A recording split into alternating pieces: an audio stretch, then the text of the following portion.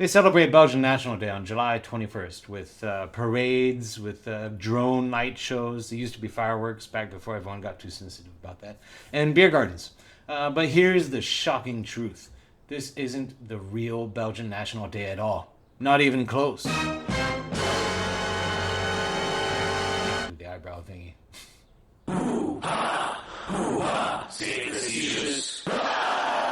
I'm Sean Basie, or a facetious guide from www.saintfacetious.com. I'm a travel writer, blogger, and the author of 2 audio guides to Brussels. Check them out. I put the link down below. And I'm here to tell you about the lie of the Belgian National Day. To find the real date, you have to go back, way back in history. The day was September 27th, 1830. Brussels is under the rule of the evil Dutch Protestant monarchy. The Catholic locals aren't that thrilled. They're mostly, Catholic. They're mostly Francophones and Dutchies. Flemish, Flemings. I'm not sure what you call them. So picture this. Brussels is under the rule of the Protestant Dutch king, William I of Orange. Orange in France, there's a little bit of a fun fact. Orange was a place in France, and they kind of failed at taking over the French kingdom, so they thought they'd try their hand over in the Netherlands, and boom, they got it. So now all the duchies wear orange. There you go. So anyway, when they took over the Belgium from the Habsburgs, they had a bit of a problem. So all of these people in what was then called the Austrian Netherlands, they were all Catholic, but the Dutch were all Protestant. And so William I was like, meh, I gotta fix this. Let's make them all Protestant. And so he was on this campaign of de-Catholicifying the country. And, the people weren't that thrilled. Okay? That didn't go over that well. So on this particular night, the Opera House is staging a new work. It's La Muette de Portici. La Muette... let me look at my... La Muetta de Porcini. La Muetta de Portici.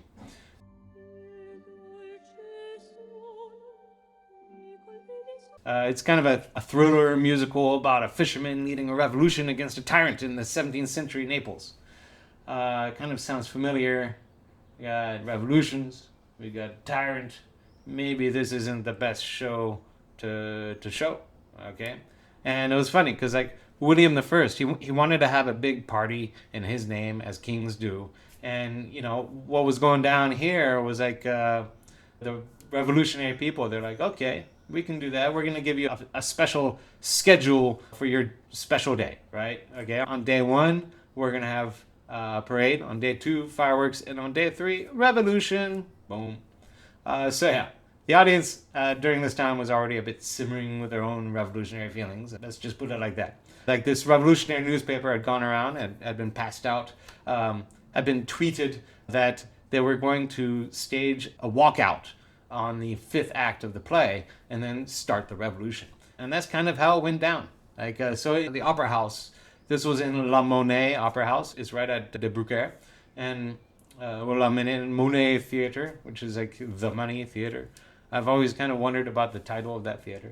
But anyway, it was there. That's where it all started. During that 5th act, people started shouting nationalist slogans. And when the 4th act ended, they didn't just go home. They flooded out on the streets and, started singing songs about revolution and...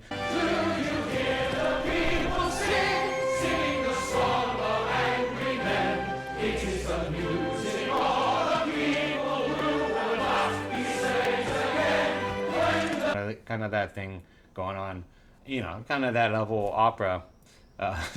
Then they were joined by others. A lot of people were pissed off by William's politics. And so then they had a riot that was forming and then turned into an uprising. There's looting and all this stuff. And then William sent in some troops and there was a big fight and a bash and boom. And so that's that. It was a pretty exciting musical, I guess. You don't get the same kind of reaction from Cats. So what happened? So why are we celebrating in July anyway when all that went down in September and they were able to form their new nation? After all that street fighting, it was really brutal street fighting, by the way. William abdicated the Belgian part of the throne and he effed off back to the Netherlands. Get out of here. And yeah, so then they had a big party and had a provisional government, and boom. So originally, September 27th was the Belgian National Day because that is their Independence Day. So why are we celebrating in July? So after the revolution, we had the provisional government, like I said, and then they decided to vote for a new form of government, and you know who was doing the voting? It was like the rich property owners, so like a very small percentage, but they were like, yeah, this is free elections, of course, of course. Yeah, so they voted to have a king because naturally they wanted to preserve their monies and traditions and blah blah blah. So after all that, they went a bit shopping around for a new king, and they found this guy Leopold the First. Now Leopold the First was of the House Saxe-Coburg, which fans of the Russian Tsar might recognize. That's Catherine the Great's house. That's also the same house as the British crown. And actually, a weird fact here: Charles II kind of has a claim to the Romanov throne over in Russia. So maybe one day, after that bit in Russia, they could like restore the monarchy, and it would be like the United Kingdoms of England, Scotland, Wales, Northern Ireland, and Russia. That would be a hoot. That would be a bit crazy. Yeah. Anyway, so back to Belgium. They found this guy of Saxe-Coburg, and they're like, yeah, he comes from like a royal line. That's cool. And he was a pretty prestigious. He had an interesting character. Like he served in the Russian military. That was against the Napoleon guy. The Napoleon guy. That guy. Yeah. And so, yeah, he was sworn in on, you guessed it, July 21st in 1831.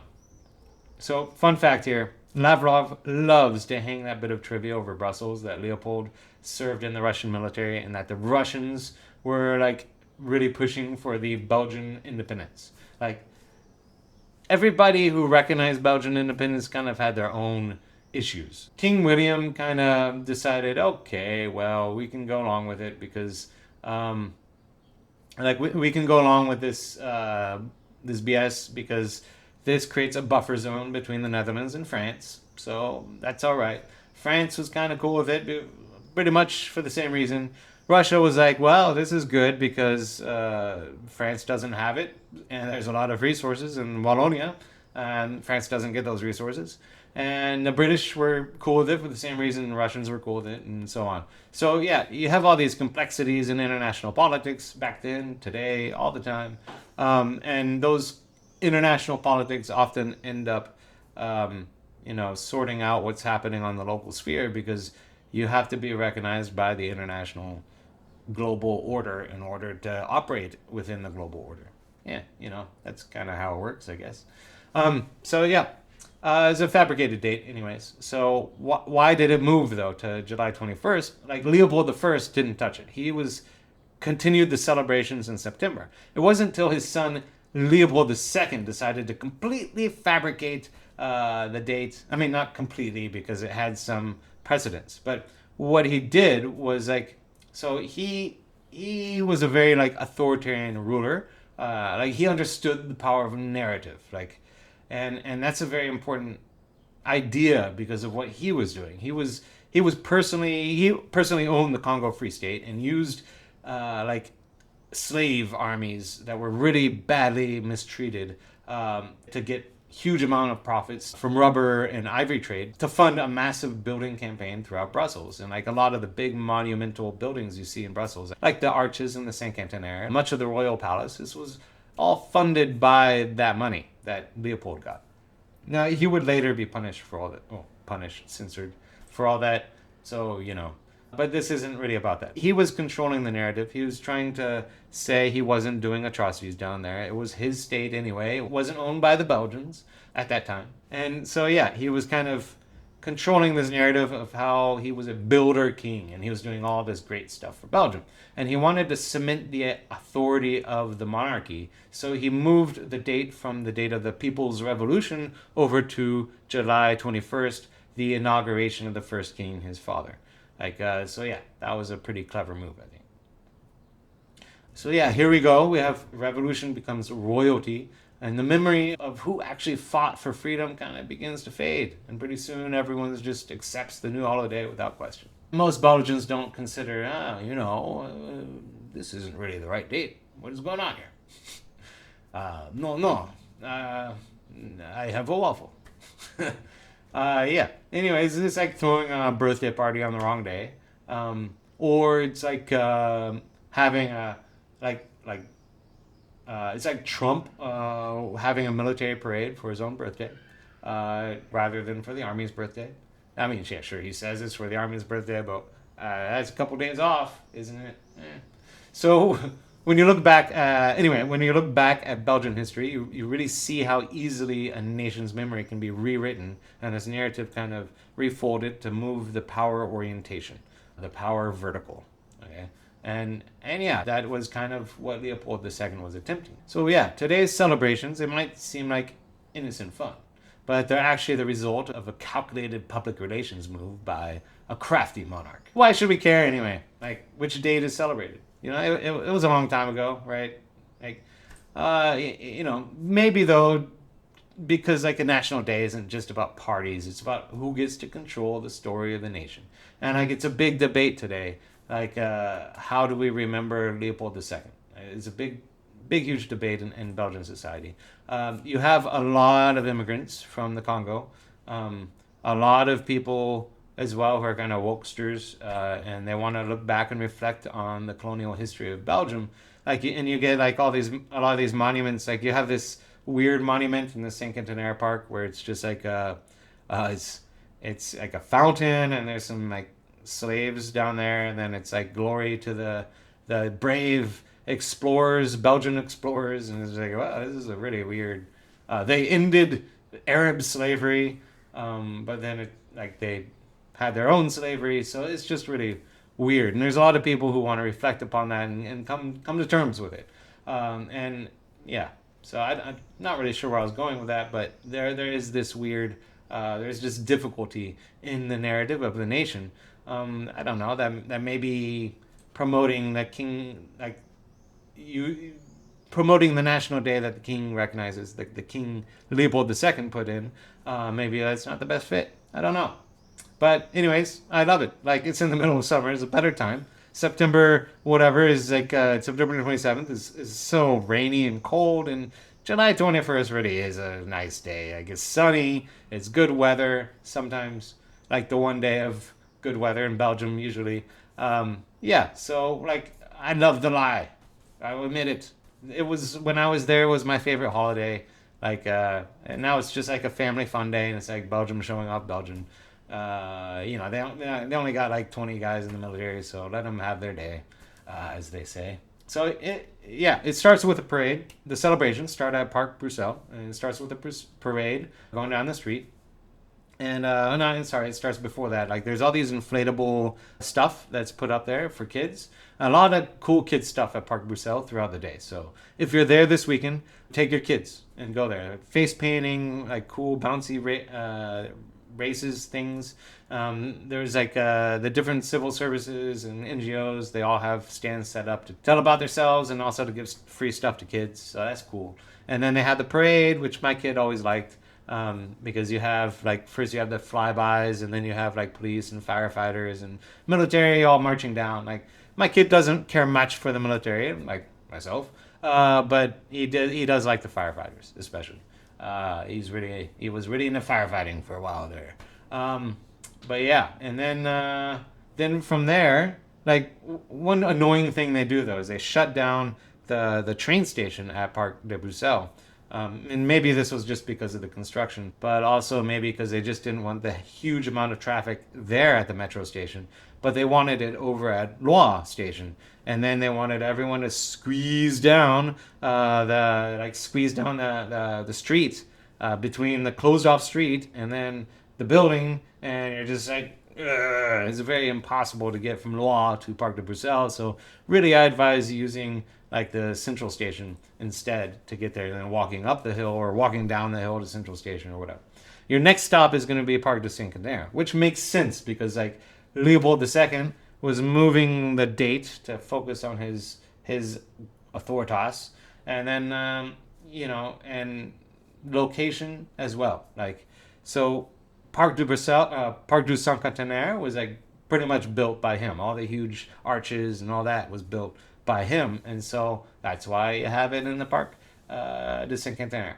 Also, because it's just a huge park, and it's like the best place to put all the people and have a celebration. Like, really, it is the coolest looking park in all of Brussels, if not Belgium. So why not have it there? But there is that duality of meaning right there, the duality of purpose. So yeah, um, but yeah, I mean, the September Revolution, may have been the nation's true birth, but July 21st has developed its own significance through generations of shared memories and has kind of been stripped of that double meaning of authoritarianism. And besides, like, after Leopold II and after his crimes against the Congo people were uncovered, like, Belgian kings kind of became ceremonial for the most part, especially after World War II. Yeah, so let's rewind. But so I went through, the authentic story, origin story of Belgium, like the people's uprising. It's not it shouldn't be about a coronation ceremony, but about people taking their destiny in their own hands. And they've got a lot to be proud of, even on the democratic front. Like, they had a pretty early women's suffrage. It's not one of the first. They had, I think Georgia had all the Georgians tell me they had the first, but yeah, Belgium was like 2 years later after Georgia. Um, and then they had a pretty good. They've been having a pretty good run. And one of my favorite things is they often don't even have federal governments because they can't agree on that. But yeah. But anyway, keeping that in mind, that original origin story of this Catholic group of Wallonians and Flemish banding together to overthrow their Dutch oppressors and work together. And back then, Wallonia was kind of the richer area because they had all the resources, they had the textiles, they had the mining, and Flanders wasn't. And nowadays, you have a lot of Flemish going, hey, we're the richer place because we have Antwerp, the port. And yeah, why do we need to fund Wallonia? But let's just remember the history here. It was a single country to begin with, and you have centuries of cooperation between the two peoples, and also that German bunch that's over in the corner. Everyone kind of forgets them. Sorry. Yeah. But by celebrating on the 21st, like, Belgians kind of missed that opportunity to honor that, but have it a day of unity more. But, okay. It's like commemorating American independence on Trump's birthday instead of July 4th. Maybe one day that'll be the more important day. It's cool. Yeah. But, we have here a revolution that began at an opera house, a holiday day changed by a king with colonial blood money, and a nation that chose a Protestant ruler right after fighting to expel Protestants. Did I mention that part before? Like, oh my goodness. Crazy. It makes you wonder, like, how many weird contradictions, like, besides the languages and the great fry debate that some random French people sometimes have. How many of these contradictions is Belgium built on? Like, I'm Sean Basie, Saint Facetious, with a facetious guide, and have a great day. Talk to you next week.